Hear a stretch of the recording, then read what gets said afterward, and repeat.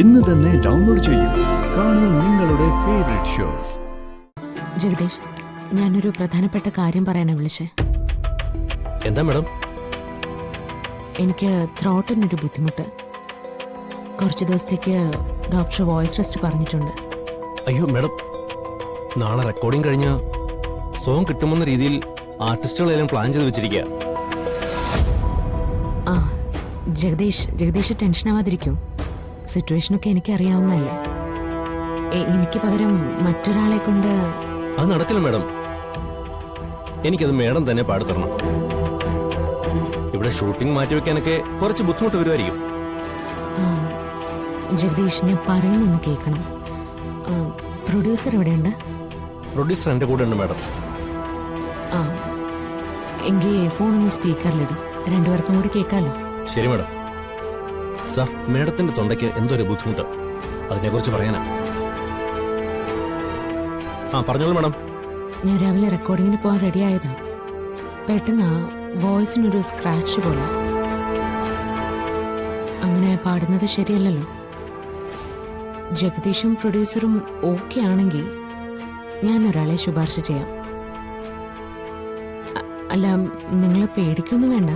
എന്നെക്കാളും നന്നായിട്ട് ആ കുട്ടി പാടും. എന്താ മേഡം ഈ പറയുന്നത്? മേഡത്തിനേക്കാൾ നന്നായിട്ട് പാടുക എന്ന് പറഞ്ഞാ ഇതെന്താ കെട്ടുകഥയാണോ? കെട്ടുകഥയൊന്നുമല്ല. പിന്നെ ആ കുട്ടി പാടിയിട്ട് എന്തെങ്കിലും പ്രശ്നം വരുവാണെങ്കിൽ ഞാൻ നിങ്ങൾക്ക് ഒന്ന് പാടിത്തരാൻ ചെയ്യാം.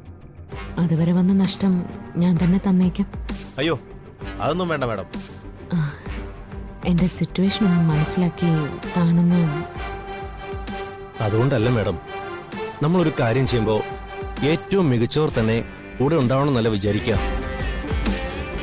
അതുകൊണ്ടാ ഈ കുട്ടിയെ കൊണ്ട് പാടിച്ച നാളെ ജഗദീഷിന് അതിന്റെ പേരിൽ അഭിമാനിക്കാൻ പറ്റും.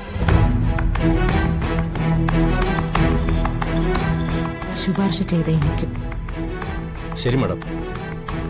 മേഡം ആ കുട്ടിയുടെ ഡീറ്റെയിൽസ് അയച്ചോളൂ. നാട്ടിൽ തന്നെയുള്ള കുട്ടിയല്ലേ മേഡം? വിളിച്ച ഇന്ന് തന്നെ റെക്കോർഡിംഗ് നടക്കുമല്ലോ. തീർച്ചയായിട്ടും നടക്കും. ഞാനിപ്പോ ഡീറ്റെയിൽസ് ഒക്കെ ഒന്ന് അയച്ചുതരാം.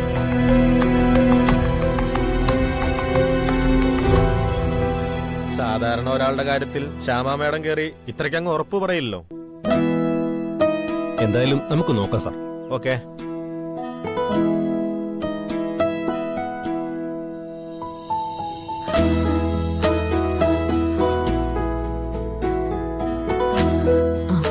കൗൺസിലറെ വിളിച്ചോ?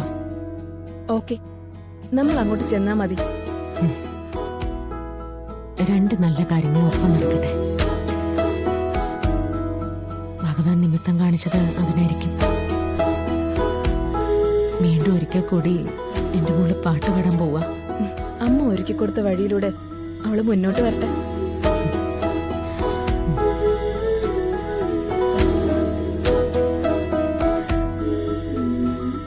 ആ കുട്ടി ആരായാലും ഭാഗ്യവതിയാ. ശ്യാമ മേഡം ഇത്രയൊക്കെ പറഞ്ഞില്ലേ?